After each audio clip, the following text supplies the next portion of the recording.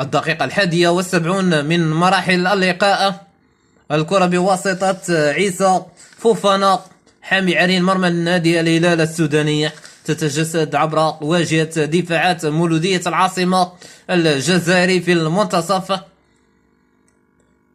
عن طريق اللعب بن خماسة الرقم 6. أكيد بأن التعادل حاليا فهو منطقي.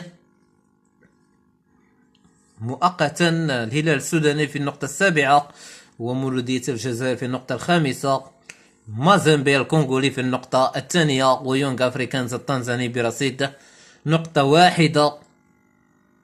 كل التوفيق والسداد حليف الفريقين العربيين في هذه المجموعة حتى يتآلان معا نحو الدور الربع النهائي، ولما لا المنافسة على لقب دوري رابطة أبطال إفريقيا توتال إنرجيز 2025 للأندية العربية جمعاء.